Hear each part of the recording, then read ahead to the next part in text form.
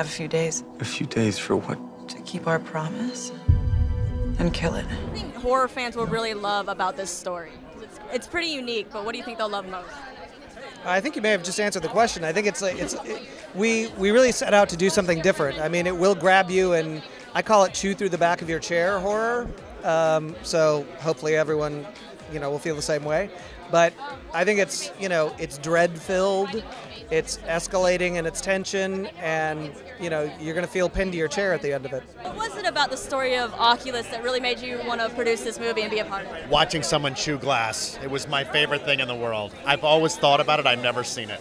I also like seeing someone pull their fingernail out. I thought that was pretty good too. Yeah, that was made of maybe like a real light bulb and then some like sugar glass or something like that. That's like the only scene that actually made me want to look away, because normally blood won't, and I was just like, oh no, I can't. Oh, that's amazing. I'm really happy to hear that. And I think it's such an interesting villain in this movie, a mirror. Where did that idea come from? Well, mirrors have always creeped me out.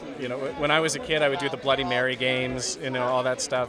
But I came across this tradition in the Jewish faith where they would cover a mirror at a funeral to prevent the souls of the departed from coming back, and I thought that was just terrifying. Like the idea of a mirror as a portal.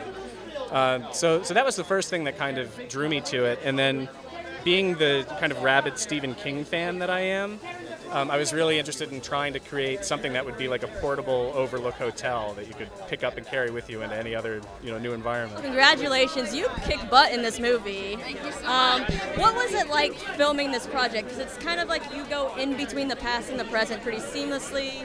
Yeah, it was it actually got very confusing at times because we had to read the script so much so that when the director would say, okay, we're doing this scene, we had to know exactly at what point this character would be. And there's so many timelines that were intertwining, so it got very confusing at times.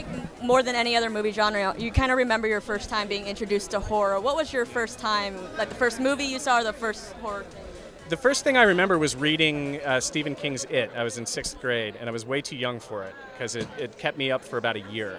But that was my first kind of foray into horror fiction, and I never came back. After that, it was all I would want to read. My parents let me watch The Exorcist, The Shining incredibly young.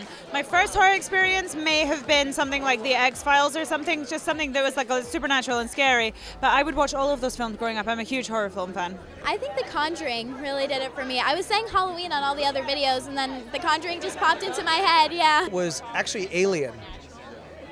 Which my parents took me to see far earlier than I should have. That was what got me first, and then, right around after that time, it was a Poltergeist, and then I started reading some Stephen King, and it was all downhill from there. It was more of a thriller, but the first horror-esque film I saw was The Shining.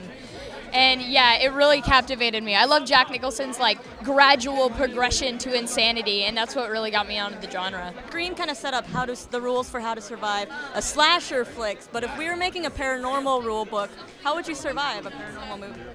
Well, I don't know that you can. That's one of the crazy things about dealing with something that can't necessarily be killed. It makes it very hard to win. Get the hell out of the house. They do. Like in Insidious, they left the house, they went to another house that was haunted too. Live on the street. Live on the street. Kill yourself. There's no way to get away from the ghosts. Don't go back into the house. That always seems to be a thing. They leave the house, and then they go back into the house for some reason. And in the yard, and they're like, just leave. Just leave. Okay, so, that's really interesting because there are very set rules. I would say don't stay inside the house. Maybe just go away from where the paranormal activity is resonating from. Just walk away, move to Thailand.